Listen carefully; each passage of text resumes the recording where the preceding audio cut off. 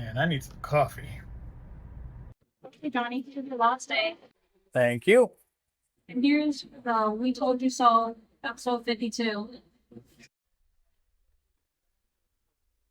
I didn't order that.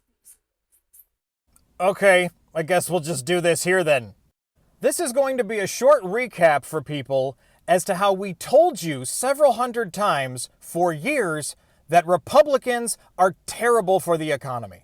And we need to stop electing Republican presidents. Not that we're going to have any more elections anyway. We can start off with the Joint Economic Committee's report that the U.S. performs much better under Democratic presidents, but we already knew that. These are actually statistics you'll find from AI, so they're not from any left-wing source. Bill Clinton created approximately 22 million jobs.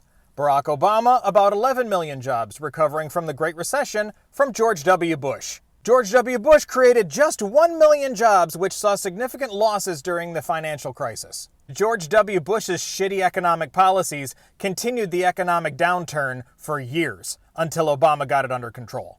Donald Trump created just 6 million jobs before the pandemic, which he massively fucked up, and ended up losing so many jobs that he left office with fewer jobs than he started with.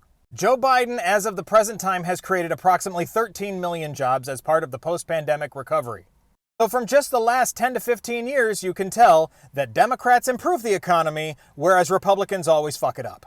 As a matter of fact, they point out that since World War II, the United States economy has performed significantly better on average under the administration of Democratic presidents than Republicans.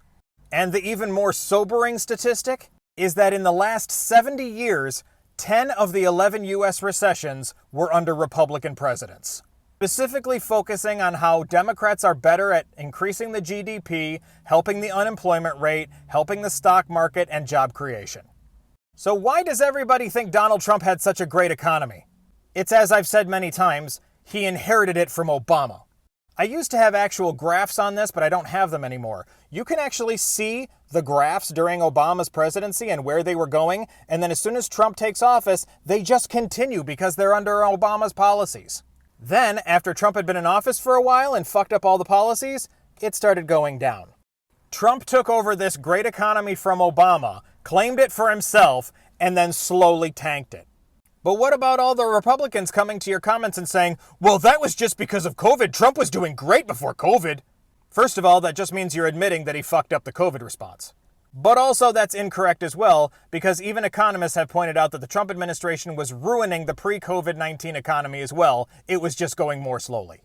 That was due in large part to his 2017 tax cuts for corporations and billionaires, which raised our national debt by $2 trillion, raised our inflation, and raised the taxes on the rest of us.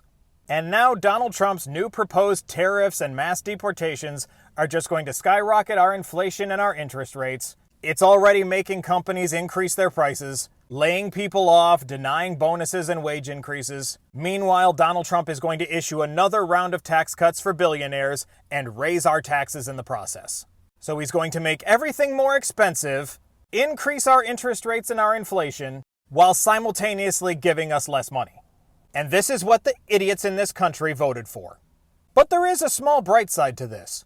Just by the numbers and the popular opinion in this country, think of what it must be like to be Donald Trump, where tens of millions of people go to bed every night hoping to wake up to some very special news.